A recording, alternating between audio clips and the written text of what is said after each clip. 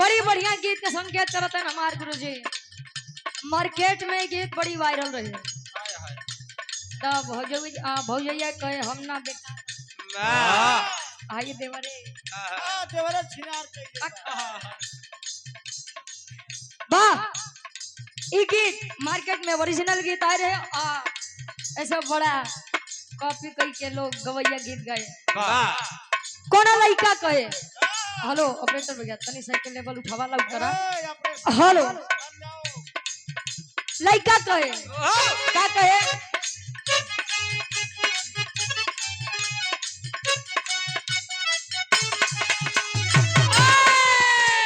सिखबे चिलैबे केतनो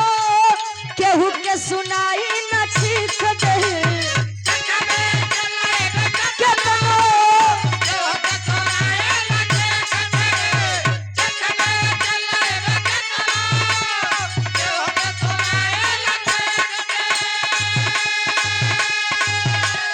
सिखबे चिलैबे केतनो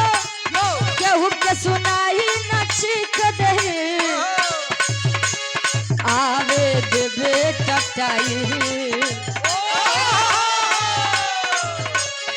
आवे देवा बुटाई हमर नाम आवे तोरा के तकलीफ देही आवे देवे टटाई हमर नाम आवे तोरा के तकलीफ आवे देवे टटाई हमर नाम आवे तोरा के तकलीफ आ जाइए कहाँ मौसा है आइए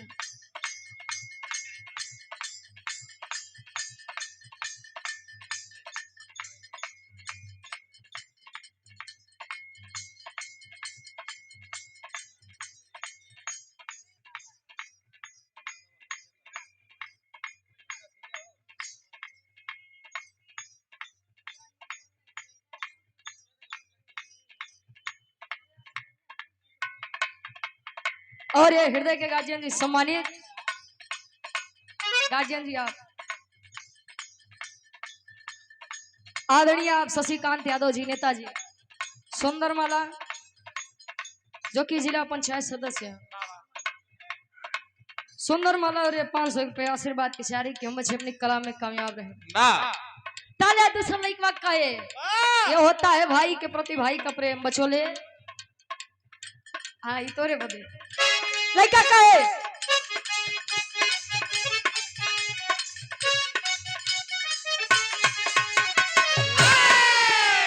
नमवा खिलल बसगरी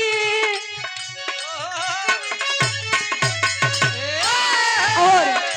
ये हृदय के गार्जियन जी आप नेताजी शशिकांत यादव जी सूरज यादव सिंह जी का भी सम्मान कर रहे हैं बाबा एक बार जोरदार ताली बजाए गार्जियन जी के नाम पे बजा ले भैया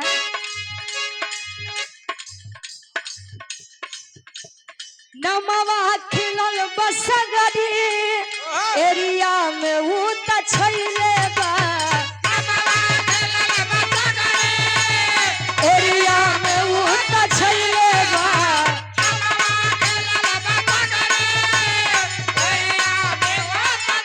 कहे लइका कहे रानी बन के राज करी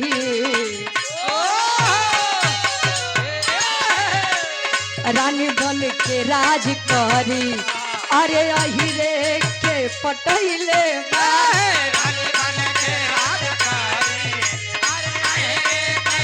पटैले अहिरे के जे पटैले कहे माफी भी मंगवा दे गोड़ावा पगीरवाई के गोड़ावा पगीरवाई के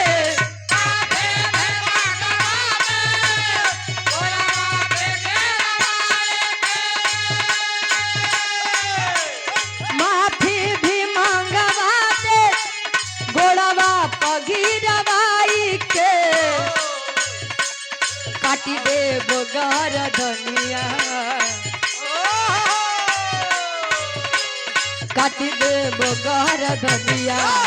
जे छू दी हमरा भाई के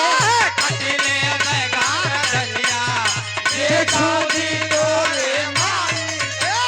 कटिले बेगार दनिया जे ताकी तोरे माई के। भाई के हो मौसी के नहीं ना तो माई के भैया समझ करा कहे तनी सही के बोलला वाह लइका कहे वाह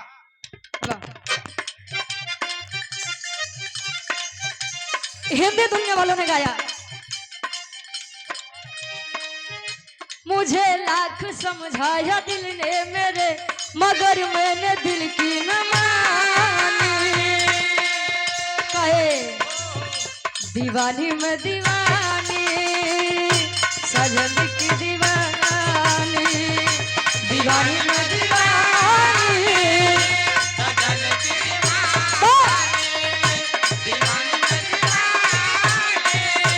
सजन की दीवानी ताले लइकिया कहे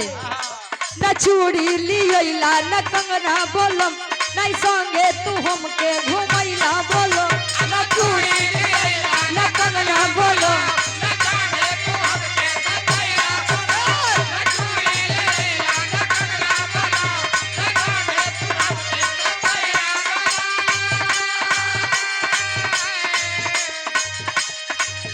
जावन जावन चालू तवाली लईली सुनारे सानिया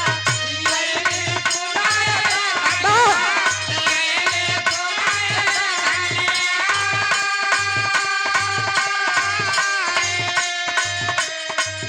जावन जावन चालू तवाली लईली सुनारे सानिया लईली सुनारे सानिया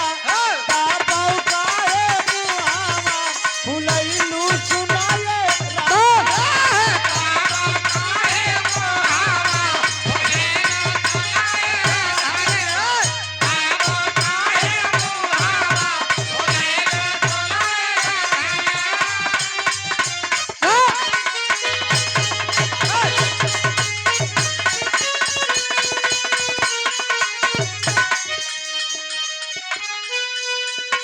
अब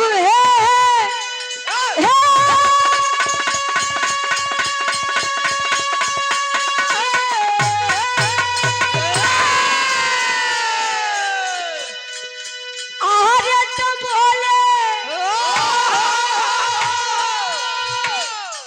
प्रभु राम चंद्र अब दई के मुनरिया 14 वर्ष का वनवास बाबा सीता जी का हरण हनुमान जी का जब भेजा तहन खोज कर दे मुझे तो वह मुनरी थमाई के बात कहे का कहे वाह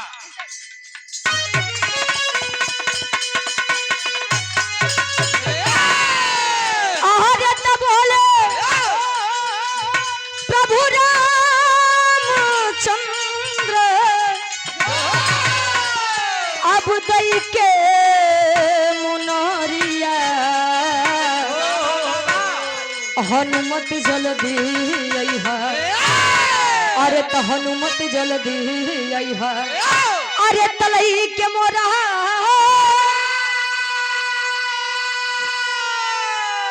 अरे तलई के मोरा अब सिया के खबरिया हनुमत जल्दी अइहा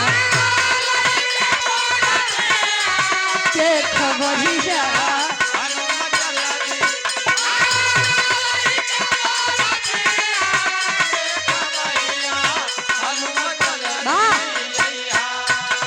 समझावत है बारे प्रेम क्या बात है कहे सात समुंदर पार रावण के देश में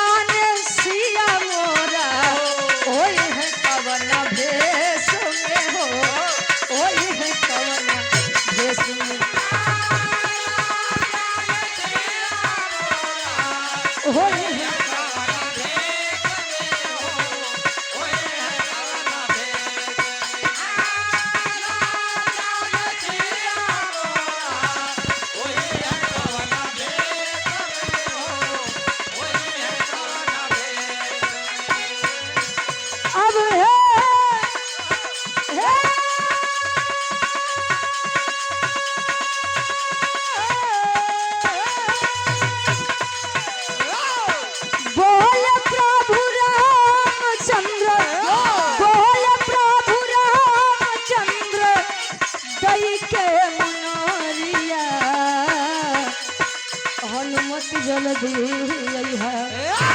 अरे तो हनुमत जल्दी अइहा अरे तलई के मोरा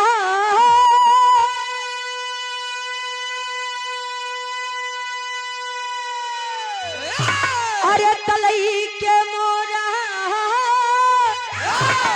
सिया के खबरिया हनुमत जल्दी अइहा हनुमत जल्दी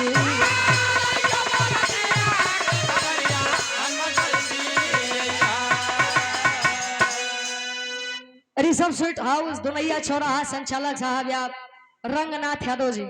सुंदर माला और 500 रुपए देकर सम्मान किया आशीर्वाद के चारे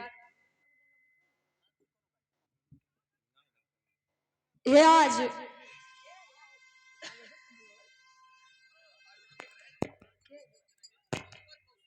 मामू मौसी बाप रे ए भैया ये आज उद्घाटन बा दुकाने के बड़ा बढ़िया बा अरे हम जाना था तू कितना बड़ा तार रिश्तेदार कितना बड़ा बा हाँ हो अब मामक मौसिया के अंदर जान लग कितना बड़ा रिश्तेदार होई तो हर उद्घाटन में कार्यक्रम के आयोजक बाबा और कार्यक्रम के आयोजक साहब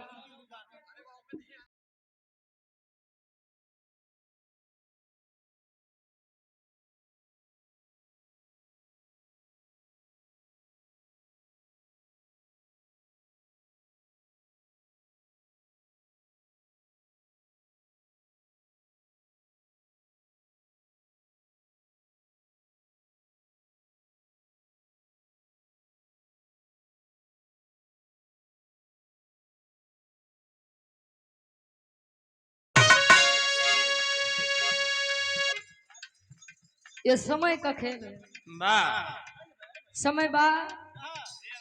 एक बात जान लीजिए वेद शास्त्र बताता है कि समय से बड़ा बलवान कोई नहीं है जीवन में समय सबको मौका देता है कुछ करने का कुछ बनने का जब ले मौका मिले तो ले सोवत रहा और जब समय चला जाए तो यही हो पता नहीं भगवान हमारी किस्मत को ने कलम से लिखे हैं समय की कदर आप नहीं करेंगे तो समय आपकी कदर सूरज भैया आज कहियो सूरज हाँ यार एक सूरत दिखाते हैं तले समझा गुरु जी संकेत करते हैं का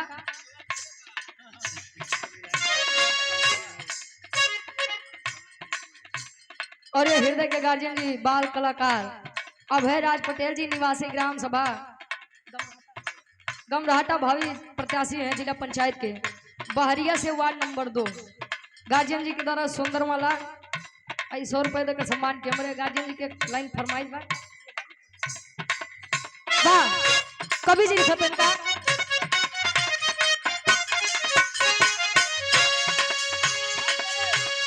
तीनों लोग चारे युग किया विस्तार है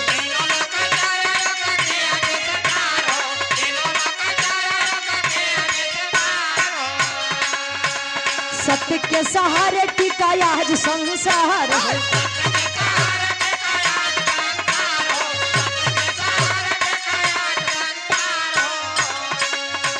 सत्य के बखान करे बेदावा पुराण समय होला बोलवा समय होला बोलवा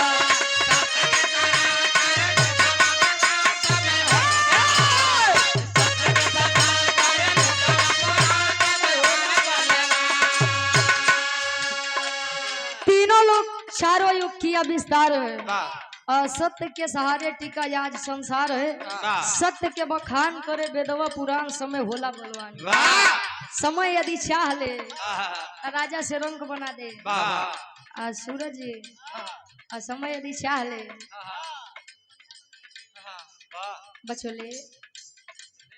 मौसी ठीक है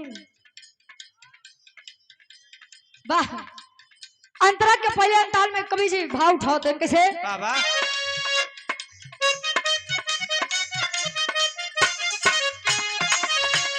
भले सत्यवादी हरिश्चंद्र जी महान हो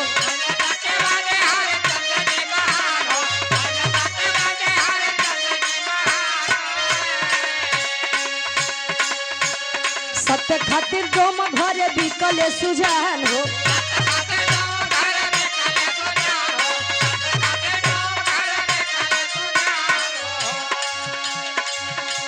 सत्य से कफन मांगे बन के नादान समय होला बलवा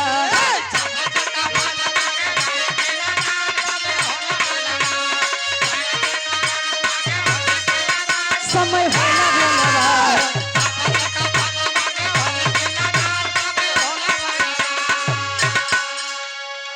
सतयुग की बात है। राजा हरिश्चंद्र जी,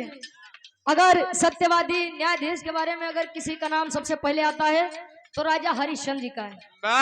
वो तो सत्य हरिश्चंद्र जी थे, अपने सत्य के कारण, अपने समय के कारण डोम के घर नौकरी करे और अपने ही पत्नी से और अपने ही बेटे को जलाने के लिए कर मांगे थे। ये समय था साहब,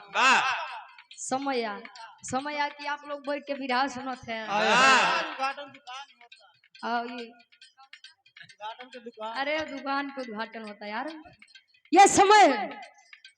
समय है और समय बलवान है, ताकि बोलाई के घरे दू गवैया बोलाई के इतनी बरियार भीड़ करे है। रोड एकदम जाम बा,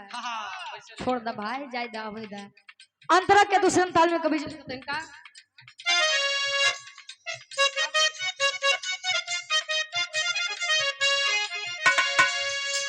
सत्य जाने रामचंद्र गए खुद बनवा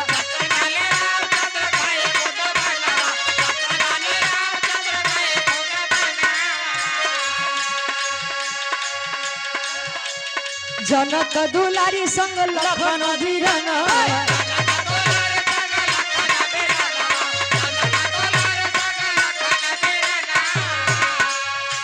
सिया लेके रावण गया लंका धर्मयान समय होला बलवा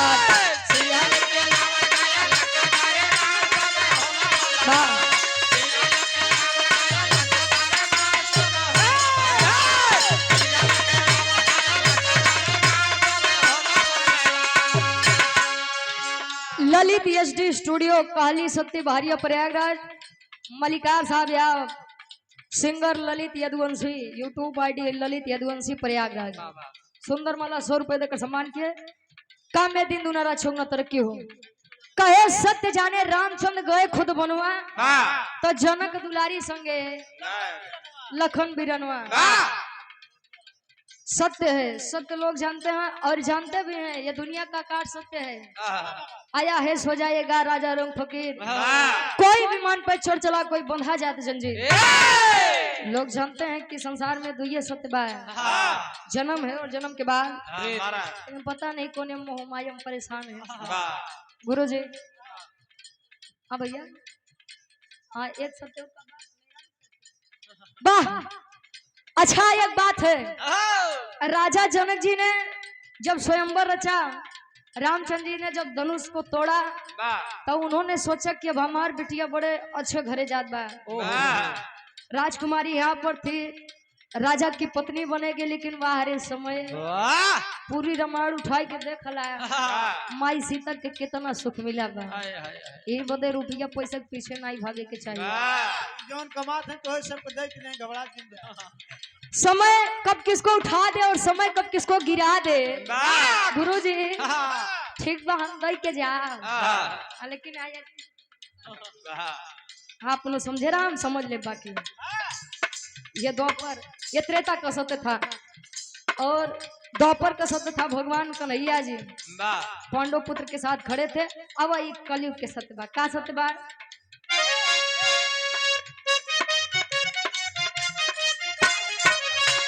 सत्य के गुलामी जाने देश के जवान,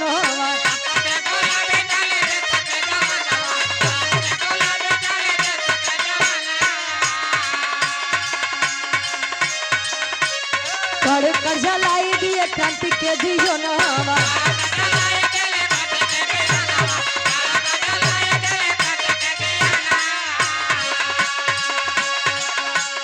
आजादी को लाए जवान हो गए पूरा बहाने समय होला बोलावा।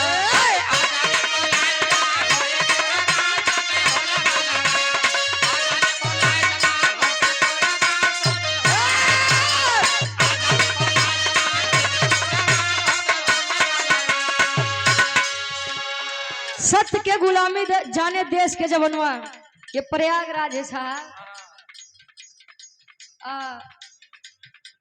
हाँ ये प्रयागराज है और प्रयागराज में लोग ज्यादा भक्ति भाव पसंद करते हैं। कईयों कार्यक्रम इलाहाबाद के कईयों कलाकार से बाबा तो लोग का बताइए जानत है कहीं रुचि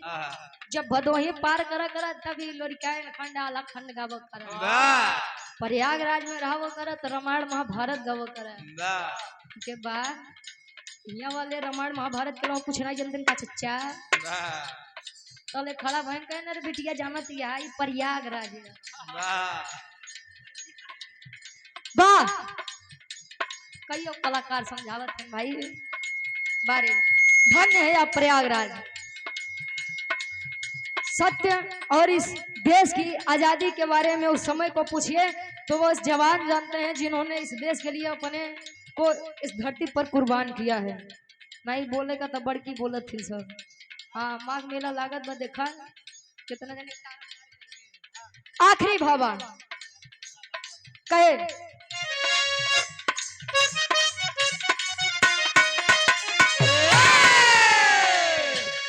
गुरुवर बिहारी राम लाल भाई सपनावा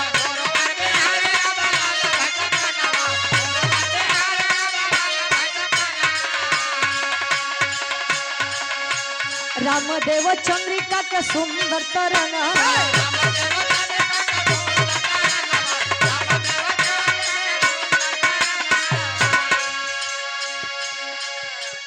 गावे रुचि यादव जेकर घर अरे तरुचि यादव गावे जेकर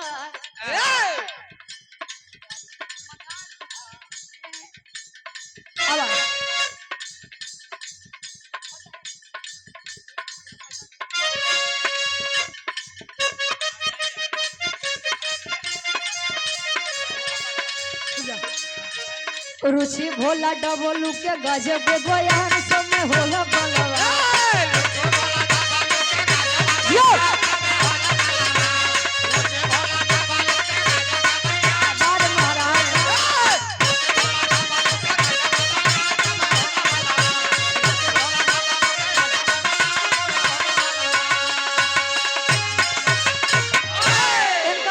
फरमाइश बा कवन दिन होता है। अच्छा ये स्पेशल डब्लू गुरुजी खातिर बाल कलाकार अभयराज पटेल भैया हमारे जो कि भावी जिला पंचायत के प्रत्याशी हैं वार्ड नंबर 2 बहरिया से 100 रुपया तेरे खातिर और राकेश यादव चाचा जी के आप परम शिष्य हैं। वाह गायकी में 4 चांद लगे ये भैया के हमारे फरमाइश बा।